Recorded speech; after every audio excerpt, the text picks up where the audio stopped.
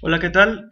En esta ocasión he preparado este video con la finalidad de mostrar cómo se resuelven los ejercicios del examen ordinario, con la finalidad de que el estudiante pueda despejar las dudas y las preguntas que tenga con respecto al mismo.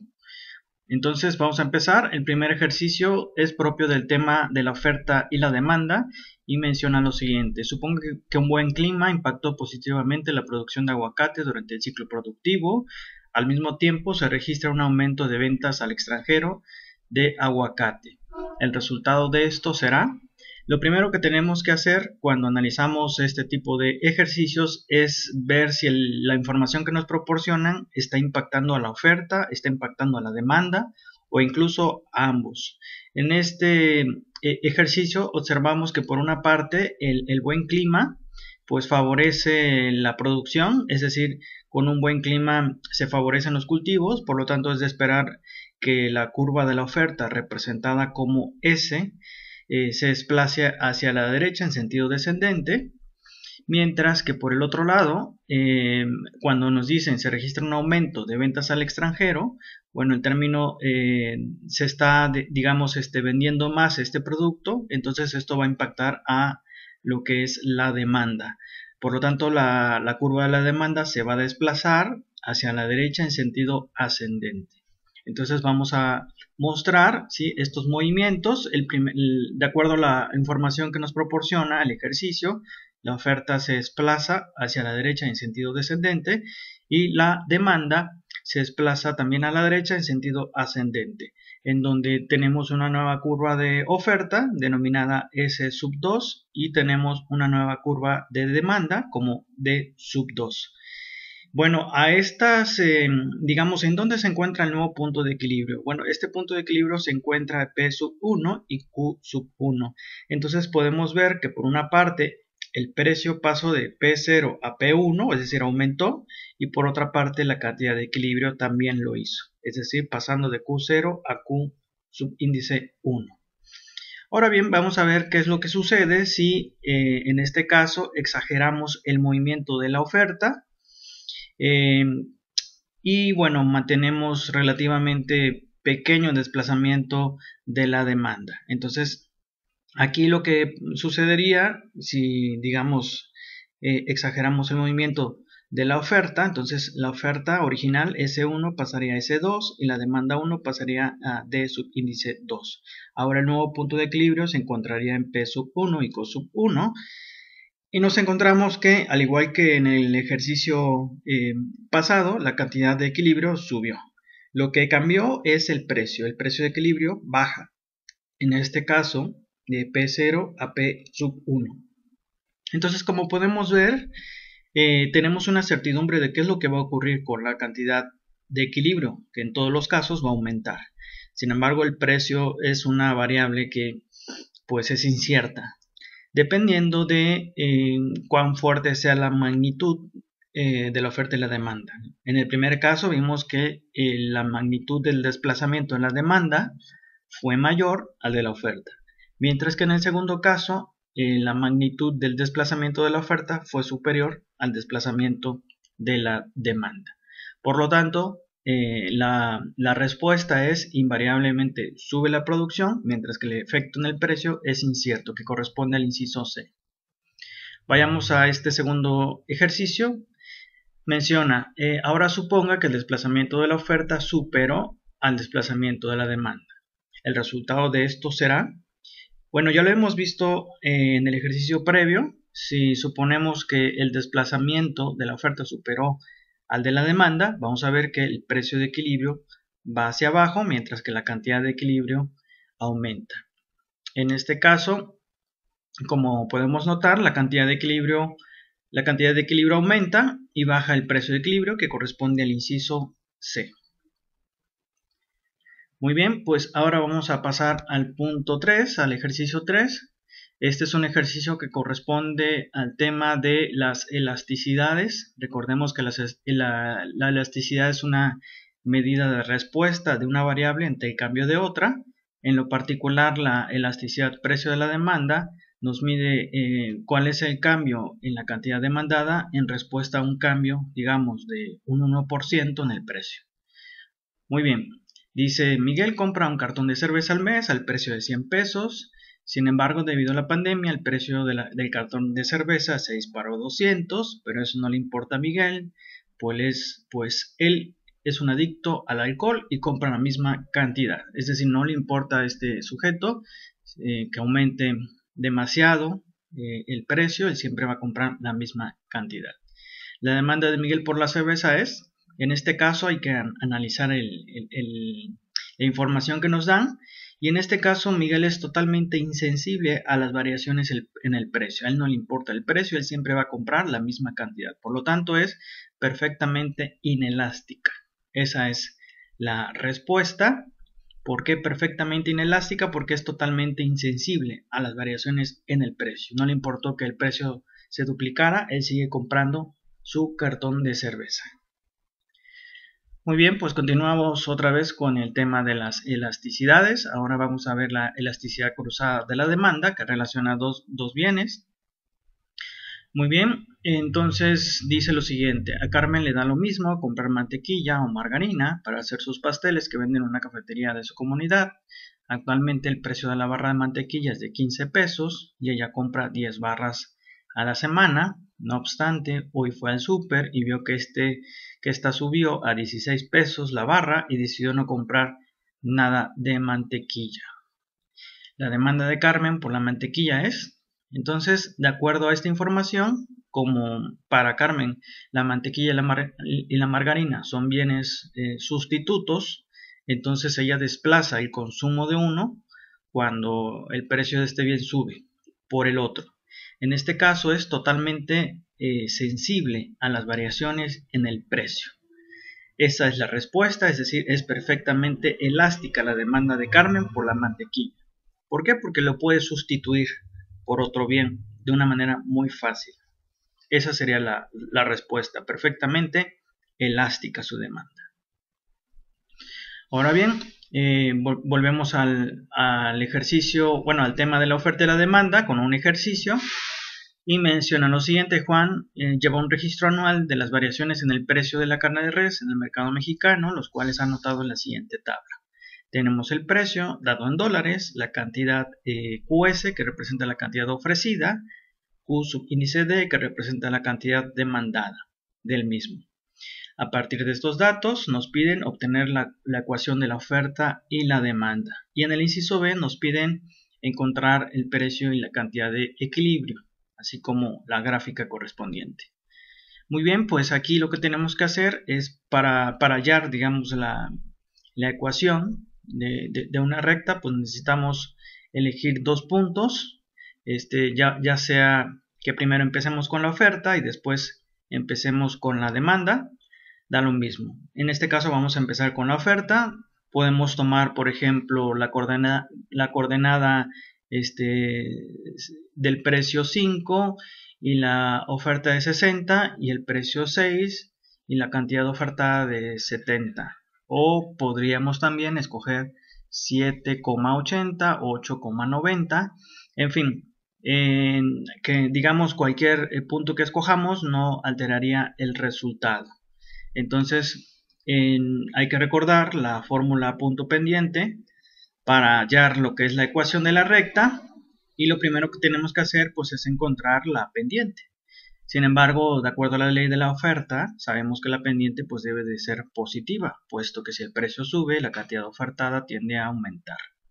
Entonces esperaríamos que la pendiente fuera positiva. Entonces vamos a obtener la ecuación de la oferta y después la ecuación de la demanda con la ayuda de estas dos fórmulas, una para obtener la pendiente, M, y otra para obtener la ecuación tanto de la oferta como de la demanda.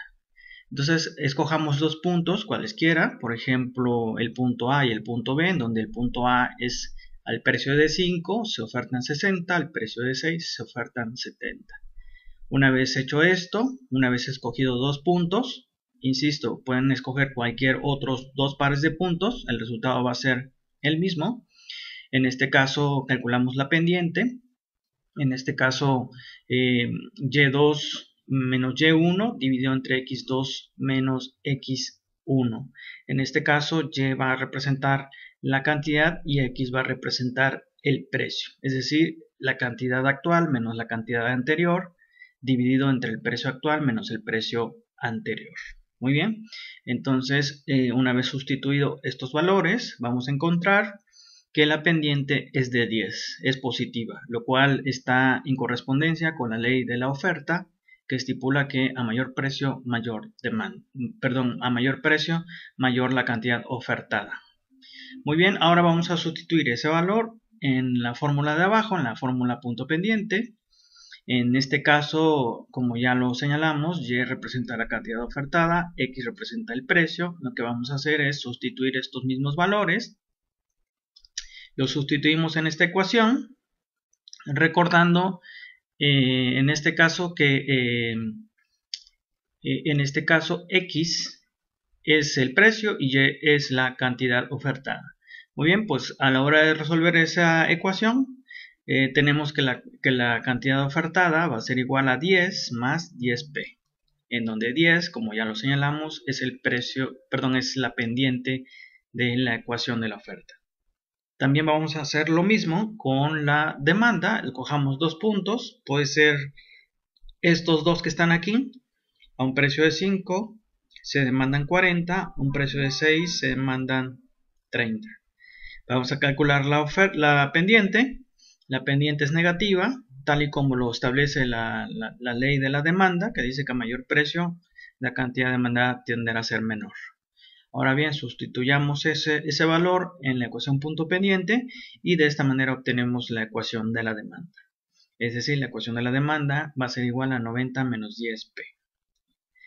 De esta manera ya estamos en condiciones de calcular el punto B, que señala obtener el precio y las cantidades de equilibrio. Muy bien, pues sabemos que para calcular esto necesitamos igualar ambas ecuaciones. En este caso sustituimos el valor de QS, el valor de QD, por lo que valen las ecuaciones. Resolvemos este sencillo despeje, ¿sí? Agrupamos las P de un lado, los números del otro y despejamos P y encontramos que el precio va a ser igual a 4. Si nosotros sustituimos ese precio de 4 en cada ecuación, tanto en la oferta como en la demanda, vamos a ver que la cantidad de equilibrio pues, es de 50. ¿Sí? Ahora bien, para graficar, simplemente lo que tenemos que hacer es obtener los puntos extremos, como ya se ha señalado, es decir, decimos si el precio es 0, ¿cuánto es la cantidad ofertada? Si la cantidad ofertada es 0, ¿cuál es el precio? Y lo mismo hacemos con la cantidad demandada y de esta manera podemos obtener la gráfica tanto de la oferta como de la demanda en un mismo gráfico. Eso se lo dejamos en casa para que lo practiquen. Ahora bien, el siguiente ejercicio aborda el tema de la productividad marginal. Dice en la tabla de abajo muestra el número de camisas producidas por una empresa a medida que contrata trabajadores adicionales, manteniendo constante otros insumos. Es decir, supongamos que el capital permanece fijo y el insumo variable es el número de trabajadores que se incorporan al trabajo. Entonces, si no hay nadie que trabaje en las máquinas, es decir, 0 trabajadores, pues la producción va a ser 0. Si se contrata al primer trabajador, ese primer trabajador va a generar 2 unidades de producción, 2 camisas. El segundo trabajador, ya con el segundo trabajador se van a producir 7 unidades y así sucesivamente. Entonces, de este cuadro nos preguntan en qué punto la empresa empieza a experimentar un producto marginal decreciente, es decir, una disminución del producto marginal del trabajo.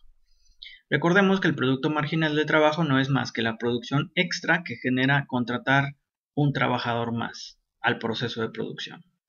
Entonces, para ello tenemos que calcular, pues, obviamente el producto marginal, ¿sí? Empezando, digamos, la primera casilla o la primera fila la dejamos vacía para poder después hacer la comparación, es decir, cuando pasamos de 0 al primer trabajador, la producción extra es de 2.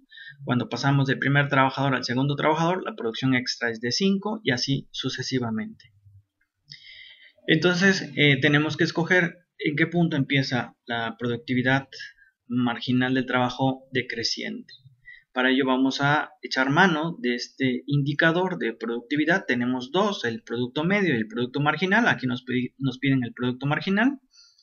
Entonces, bueno, observamos que el producto marginal empieza a crecer, con el primer trabajador pasa a 2, después con el segundo trabajador pasa a 5, pero ya con el tercer trabajador empieza a decrecer, ¿sí? Hasta llegar a 0 en el sexto trabajador. Entonces, como podemos apreciar, a partir del segundo trabajador empieza a decrecer la productividad marginal. Esa es la respuesta al inciso A. Después de contratar al segundo trabajador, aparecen aparece la productividad marginal decreciente del trabajo. Nuevamente vamos con este concepto, con otro ejercicio. Dice: el principio del producto marginal decreciente del trabajo es el que aplica a este escenario. Sí, hay que aclarar que el producto marginal del trabajo no se debe a que, por ejemplo, los primeros trabajadores son los calificados y los últimos son los no calificados. O no se debe a que pues los primeros trabajadores les pago mejor y a los segundos ya no les pago, entonces no le echan ganas al proceso de producción y por eso producen menos.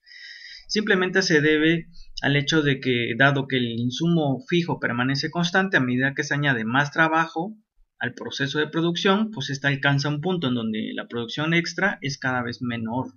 Es decir, llega a un punto en donde empieza a crecer el número de trabajadores, y estos se empiezan a estorbar, empiezan a platicar y el producto extra de cada trabajador empieza a reducirse. Entonces esto nos sugiere que el escenario que aplica es el C, es decir, el número promedio de camisas producidas por cada trabajador en una compañía disminuye después de que la compañía contrata trabajadores adicionales, ¿sí? Entonces no se debe a que los primeros trabajadores sean más productivos que los otros, o no se deben más bien a que los primeros trabajadores sean más capacitados que los otros, o no se deben a que a algunos les pago mejor y a otros que no les pago bien pues no le echan ganas, etcétera. No se debe a eso, se debe a que a la medida que yo voy incorporando un trabajador adicional, suponiendo que cada trabajador es igualmente preparado que los anteriores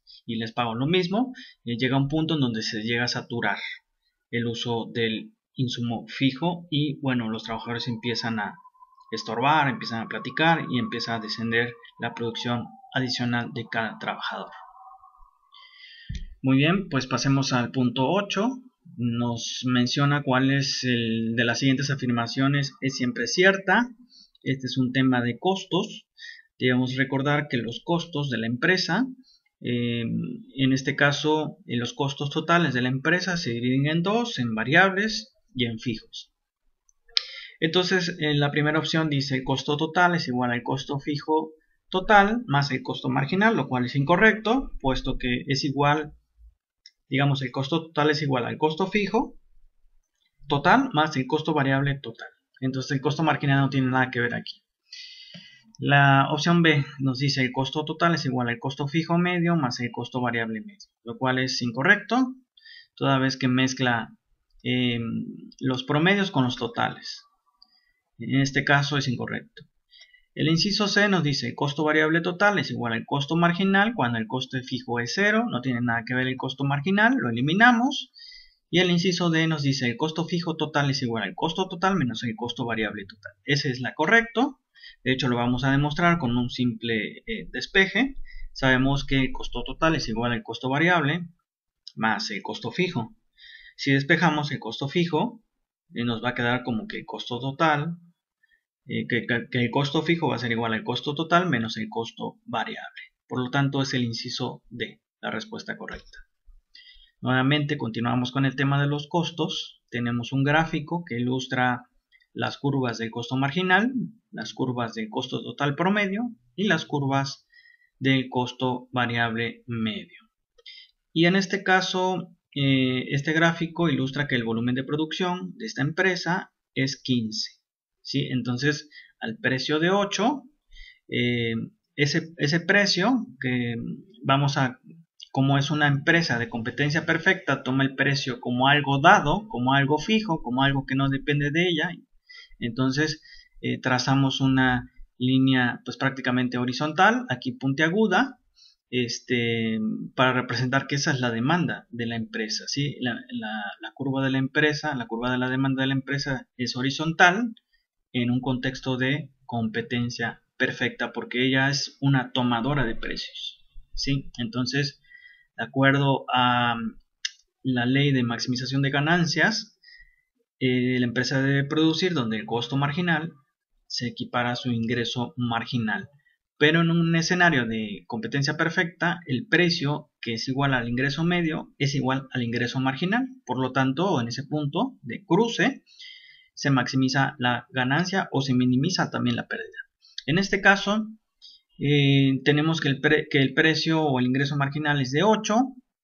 Al mismo tiempo, sabemos que a ese volumen de producción, si nosotros trazamos una línea puntiaguda, para ver cuál es el nivel de costo total promedio, vemos que este es de 5, ¿sí? Le cuesta producir cada unidad 5, sin embargo se embolsa 8 por unidad, es decir, está ganando 3 por unidad. Pero su costo variable medio a ese nivel de producción es de 4 unidades. Entonces nos pregunta lo siguiente: ¿cuál es el costo total? ¿Y cuál es el costo fijo total de producir 15 unidades? Entonces, bueno, tenemos el costo total promedio. El costo total promedio no es más que el costo total dividido entre el volumen de producción. Entonces, si de allí queremos retornar al costo total, pues al costo promedio tenemos que multiplicarle el volumen de producción, que en este caso es 15. Ahora bien, el costo total medio, como ya lo señalamos, es de 5. El costo total medio no es más que el costo total dividido entre Q. Si nosotros despejamos el costo total para obtener esa cifra, pues vamos a ver que el costo total va a ser igual al costo total medio por Q. De esta manera, vamos a ver que el costo total es de 75. 5 por 15 nos va a dar 75. Entonces ya tenemos el dato del costo total, que es de 75. Ahora bien, ¿qué otro dato nos dan? Nos dan el dato del costo variable medio. El costo variable medio no es más que el costo variable total dividido entre Q. Entonces, si nosotros queremos obtener el costo variable, ¿para qué? Pues para obtener uno de los componentes del costo total, que es el costo variable. Entonces, para eso lo obtenemos. Entonces, el costo variable va a ser igual al costo variable medio por Q. En ese sentido, el costo variable medio, como nos expresa el gráfico, es 4. Si nosotros lo multiplicamos por 15, pues vamos a ver que este es de 60. Ahora bien, ya tenemos dos datos y una incógnita. Sabemos cuál es el costo total, sabemos cuál es el costo variable y la incógnita es el costo fijo. Lo que vamos a hacer es simplemente un despeje, ¿sí? Entonces despejamos el costo fijo y el costo fijo es de 15 unidades. Entonces ya está, ese es el costo fijo total, ¿sí? La respuesta es el inciso C. El costo total es de 75 y el costo fijo total es de 15. Vayamos al otro ejercicio. Dice: la tabla de abajo muestra los costos de producción de una empresa. Tenemos por un lado la cantidad, el costo extra de producir cada unidad, es decir, el costo marginal, y el costo fijo de producción, que es constante, que en este caso es de 20. De acuerdo a esta tabla, ¿cuál es el costo total promedio de producir 4 unidades de producción? ¿Cuál es el costo total promedio? Y nos dan diferentes opciones que nosotros debemos de evaluar. Bueno, lo primero que tenemos que hacer para obtener la respuesta es obtener el costo total, ¿sí? A partir de estos datos, ¿qué información o qué indicador podemos obtener? Bueno, con esta información que nos dan, podemos obtener el costo total. Por ejemplo, si no se produce nada, hay un costo fijo que pagar, que es 20. Entonces, el costo fijo el costo total es de 20. Muy bien, de acuerdo al indicador del costo marginal, el costo extra de producir la primera unidad es de 30. Por lo tanto, el costo total debe de pasar de 20 a 50. porque 20 más 30 son 50. Y así sucesivamente. Después, el costo total de producir la segunda unidad debe ser de 70. ¿Por qué? Porque el costo adicional de producir la segunda unidad es de 20. Y así sucesivamente calculamos el costo total. Bueno, ya tenemos el costo total. Aquí nos piden el costo total medio o promedio. Lo que tenemos que hacer es dividir el costo total entre el volumen de producción. Aquí lo presentamos. Por lo tanto, el costo promedio, el costo medio de producir 4 unidades es simplemente 100 entre 4. Y listo, ya está. Es el inciso C. Muy bien, de acuerdo a la tabla anterior, ¿cuál es el costo fijo promedio de producir 2 unidades de producción? Nos dan diferentes opciones. Nosotros tenemos que evaluar cuál es la opción correcta. Bueno, pues de acuerdo a los datos anteriores, ¿sí? El costo fijo es simplemente 20 en todos los volúmenes de producción, porque de ahí su nombre, costo fijo, no varía conforme cambia el volumen de producción, pero el costo fijo promedio sí, porque en la medida en que lo dividimos entre un número cada vez más grande, pues el resultado va a ser que el costo fijo medio tiende a ser cada vez más pequeño. Muy bien, pues entonces el costo fijo medio, si nosotros dividimos 20 sobre 4, el costo fijo medio va a ser de 5 pesos, digamos. Entonces la respuesta a esta, ¿cuál es el costo fijo medio de producir 2 unidades? Aquí lo observamos, el costo fijo medio. Si nosotros dividimos 20 entre 2, pues va a ser 10. ¿Sí? Va a ser el inciso B. El inciso B sería la respuesta correcta a este planteamiento. Está con rojo, que es el 10. Vayamos al otro ejercicio. Dice: una empresa está produciendo 400 unidades de producción a un costo total de 800. El costo variable promedio o medio para la empresa es de 0.5 por unidad, 0.5 centavos por unidad. ¿Cuál es el costo fijo promedio de la empresa? Bueno, pues nos dan estos datos. Q representa el volumen de producción, 400, costo total 800 y el costo variable medio es de 0.5. Entonces, bueno, necesitamos sacar el costo fijo medio. Pero sabemos que el costo total medio, que ese sí lo tenemos, o lo podemos calcular más bien, es el costo variable medio, que sí lo tenemos, que es de 0.5, más el costo fijo medio, que ese no lo tenemos y que hay que calcular. Entonces, el costo total medio lo podemos obtener porque tenemos el costo total, que es 800, el cual lo vamos a dividir entre el volumen de producción, que es 400. Entonces, vamos a hacer el cálculo del costo total medio cuando se producen 400 unidades. Como podemos observar, el costo medio de 400 unidades es 2. Entonces ya está. Tenemos dos datos y una incógnita. El costo total medio es de 2, el costo variable es 0.5 y lo que tenemos que hacer es despejar el costo fijo medio. Despejando el costo fijo medio nos queda que este es igual a 1.5. La respuesta es el inciso B. Muy bien, pasemos al ejercicio 13 que dice: la tabla de abajo muestra el costo total a corto plazo de una empresa típica que produce un bien en una industria perfectamente competitiva para varios niveles de producción. Nos dan la cantidad, nos dan el costo total de producir cada unidad. Por ejemplo, en esta tabla podemos observar que cuando no se produce nada hay un costo que pagar, que es 100. Por lo tanto, ese sería el costo fijo. Muy bien, ¿cuál es el costo marginal de producir la sexta unidad? De acuerdo a los datos anteriores.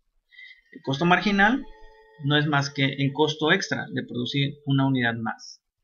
Entonces, lo que tenemos que evaluar es estas opciones y tenemos que estimar el costo extra, ¿sí? Entonces, el costo extra de pasar de 0 a una unidad es de 10. El costo extra de pasar de 1 a 2 es de 20 y así sucesivamente, ¿sí? Entonces, el costo de producir la sexta unidad el costo extra de producir la sexta unidad es de 70. De acuerdo a estos datos, porque 320 menos 250 es 70. Entonces, el inciso D es la opción correcta. Pasemos al ejercicio 14, que menciona lo siguiente. Si el precio de mercado para el bien del ejercicio anterior fuera de 50, ¿cuál sería la cantidad de producción maximizadora de beneficios? Bueno, de acuerdo a lo que hemos visto, la maximización de beneficios se obtiene donde el ingreso marginal es igual al costo marginal. Pero en un contexto de competencia perfecta, el precio es igual al ingreso marginal. Entonces podemos decir que el precio, esto sucede, la maximización sucede cuando el precio es igual al costo marginal. Entonces sabemos que la maximización ocurre cuando el ingreso marginal es igual al costo marginal, pero en competencia perfecta el precio también es igual al ingreso marginal. Por lo tanto, esto sucede. Aquí observamos, de acuerdo a estos datos, ¿sí? Si el precio fuera de 50, esto sucedería más o menos en el punto 4. Y digo más o menos porque no es exacto para este ejemplo.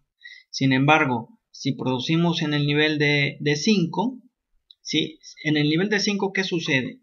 En el nivel de producción 5, sucede que el costo marginal es mayor al ingreso marginal. Entonces, la empresa podrá disminuir sus costos si reduce su producción.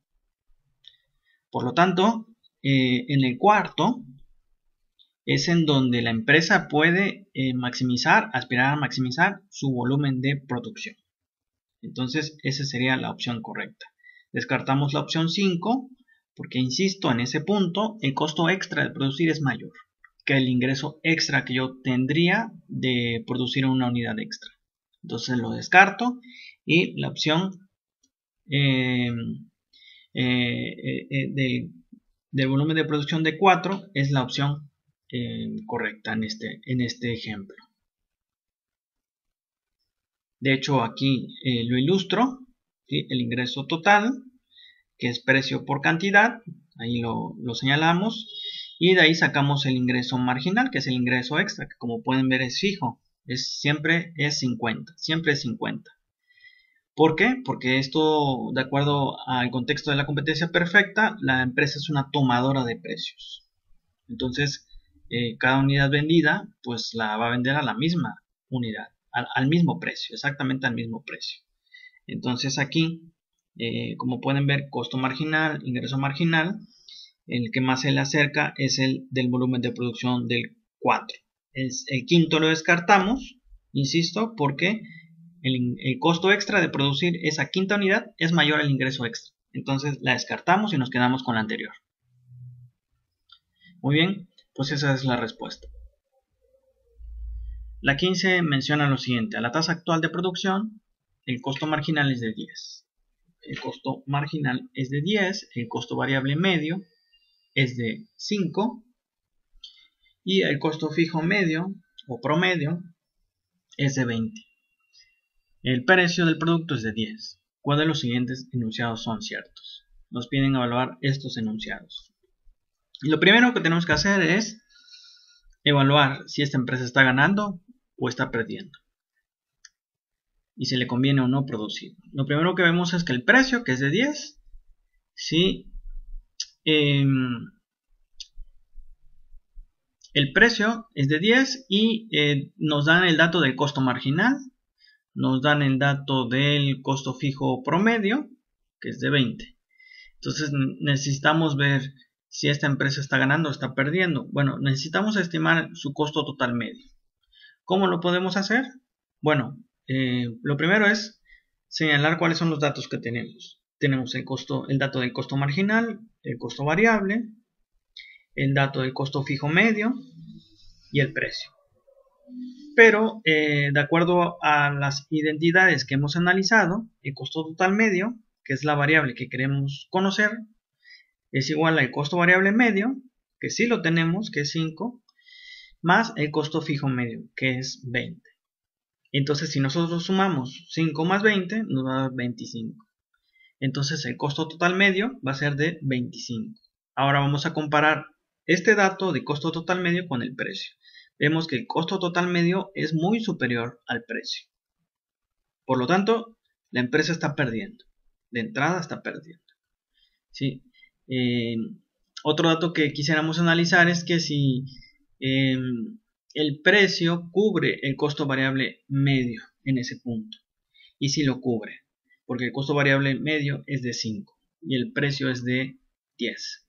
Es decir, por lo menos cubre sus jornales, ¿no? Su nómina, por lo menos.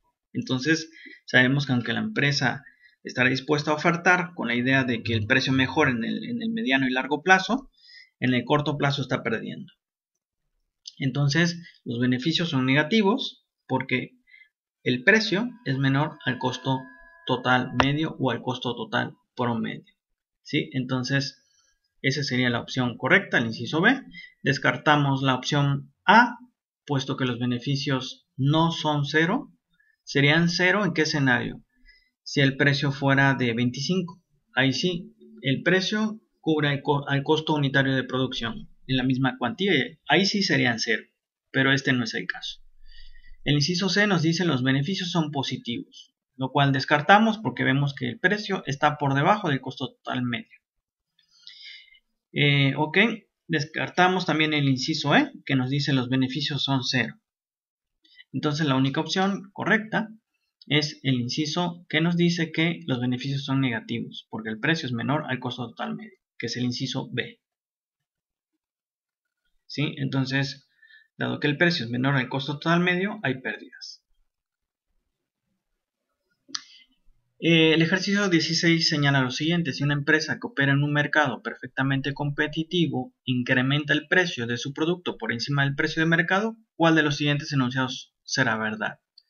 Bueno, para empezar, como en un contexto de competencia perfecta, todas las empresas son tomadoras de precio. ¿Sí? Otro de los supuestos de la competencia perfecta es que las empresas producen un bien que es homogéneo, es decir, es idéntico.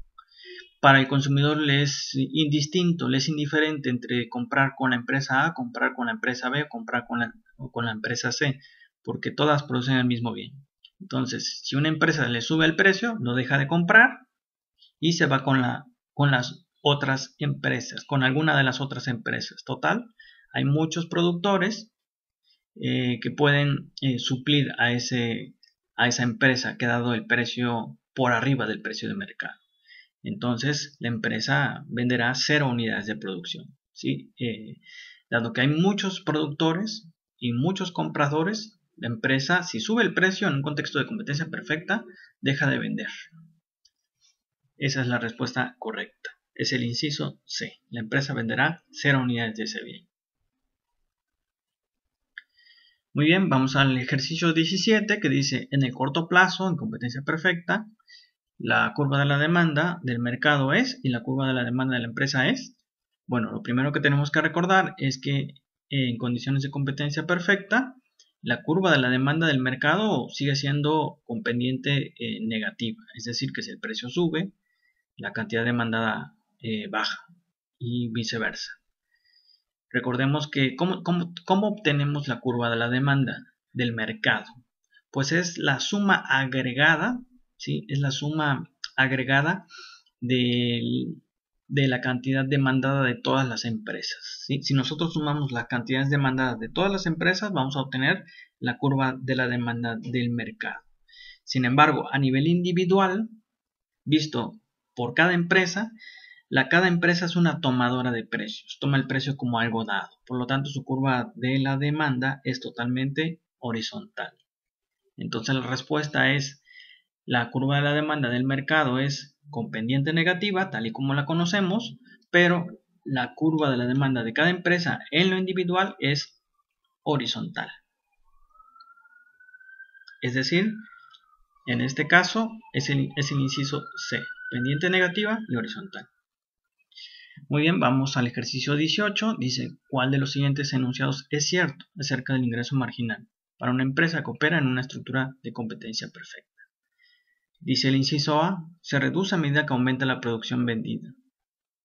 Esto es falso, toda vez que el ingreso marginal es el mismo, no cambia. Así venda 100 o venda una unidad, yo la voy a vender al precio que está en el mercado. El inciso B dice se incrementa a medida que aumenta la producción vendida. Falso, ¿sí? Sigue siendo como la empresa es tomadora de precios, vende al precio que impera en el mercado. El inciso C, puede aumentar o disminuir. Falso. Por lo tanto, la respuesta es C, es constante, es el mismo, no cambia.